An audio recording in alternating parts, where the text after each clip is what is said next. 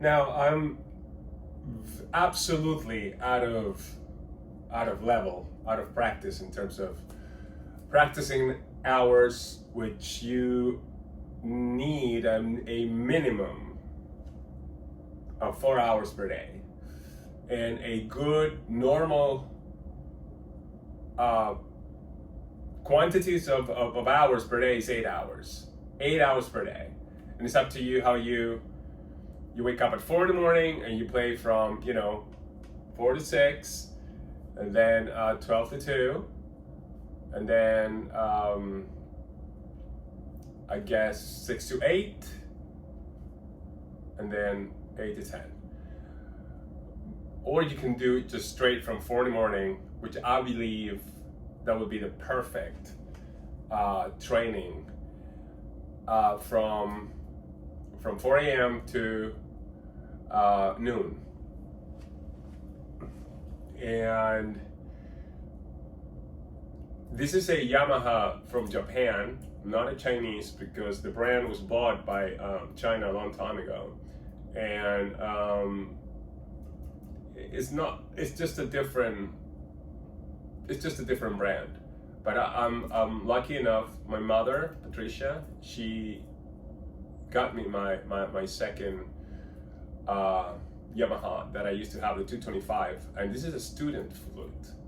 Does not have at least a silver neck, which once you buy the silver neck, it really amplifies and changes the sound profoundly, and you can still work with the body of a student model. But a good aim is to get I will get a silver head joint, and the tone is absolutely yours. There's nothing we can do in order to expect for any kind of sound, even if you have a $10,000 golden or silver flute, expect that that flute would make you. No, you make the flute. So if I'm able to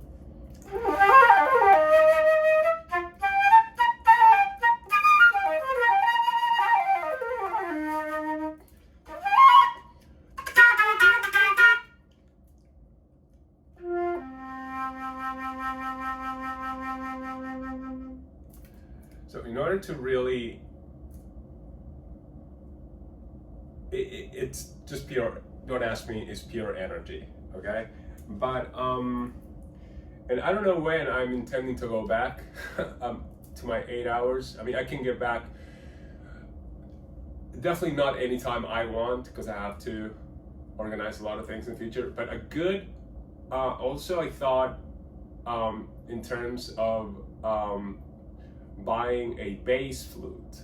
So the bass flute, it has larger pads and keypads, and it's super, thick. So when you are exercising, if you start exercising with a bass flute, I think it's a G flute, a bass flute, 8 hours, the amount of air that you're gonna be working your lungs, and once you switch to this one, it's gonna feel like a piccolo. And it's just like working out, doing any kind of sport.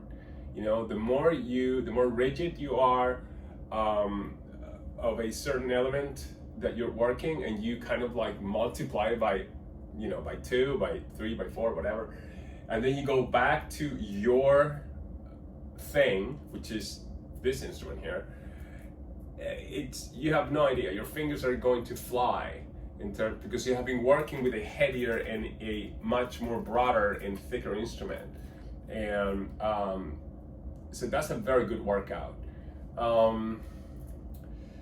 Also,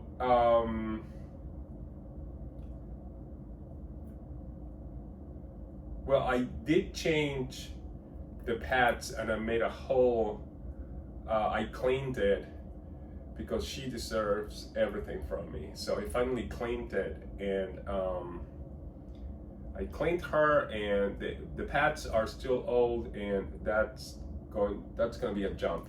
It's very, very. I have to change them all the pads, but so far.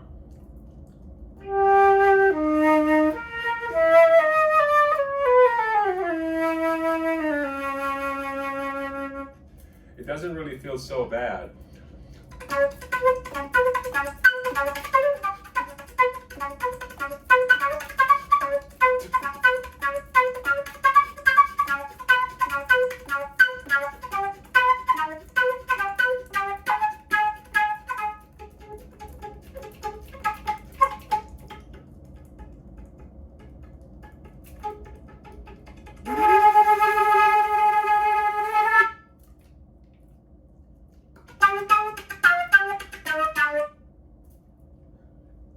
I don't know what it is. It's just something that I love to.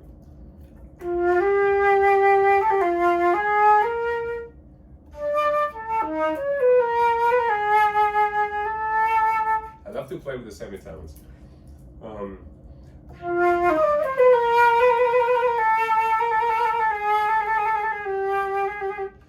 I wrote this piece for a theater, for Edgar Allan Poe theater, that I wrote. I composed when I was 18. Oh gosh, how is it?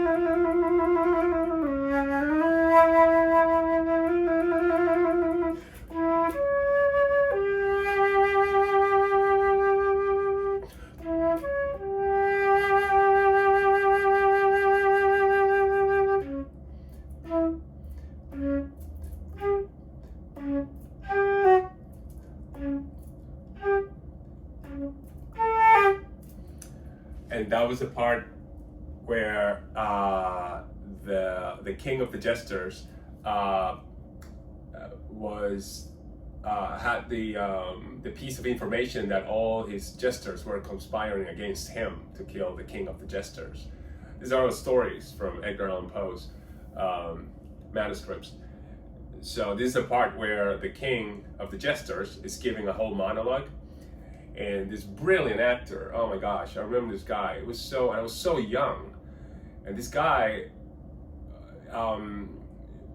just got down all his monologue, and kind of, it was just phenomenal. I mean, the energy of that play is gonna remain, and I always had this, oh my gosh, I mean, this theater mind. I mean, more than the actual movie mind, I think my personality was absolutely, besides being an artist, I used to be surrounded by actors, and the stage, and all these, the power of transforming a space, an actual time,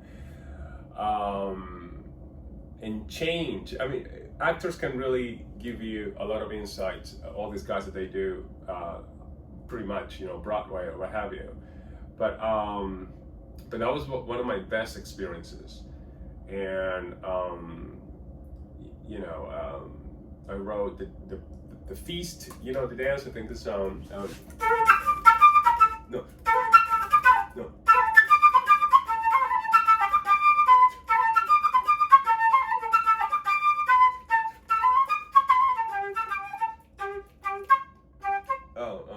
Wait. No. Oh man. Oh.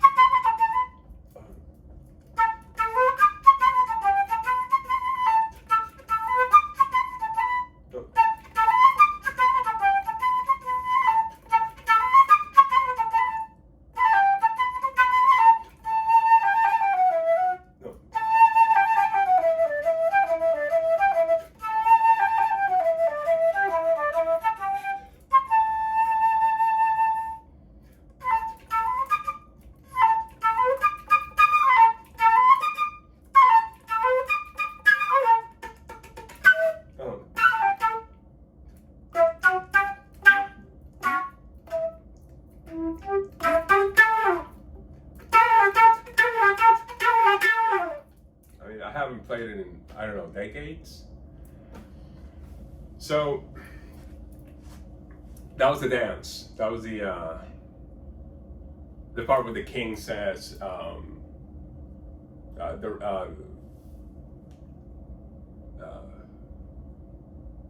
the red mask, the death of the red mask.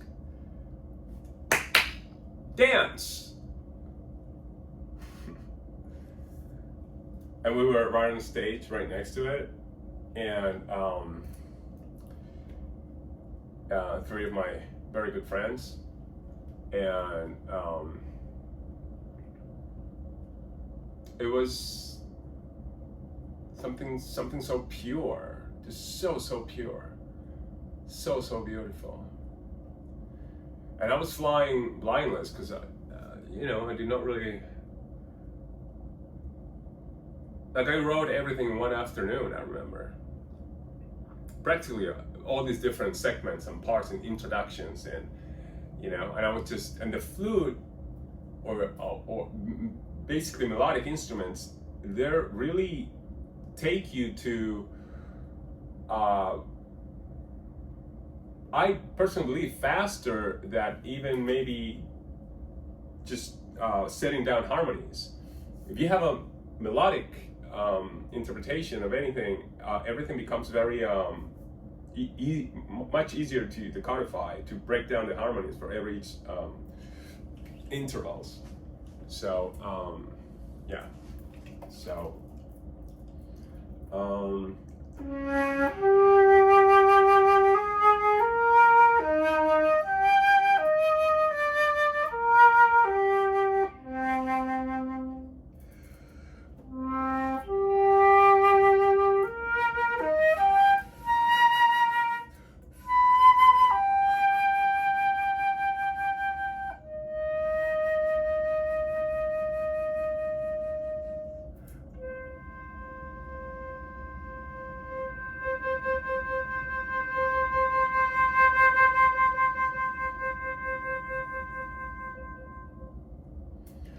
well, I'm gonna leave this session just, you know, till now, because I could spend hours and hours and hours and hours and never stop. So I'm gonna get my egg and cheese and a croissant right now, and we're gonna start building up, getting ready for 2025, and you are going to get to see much more of whatever I have to say.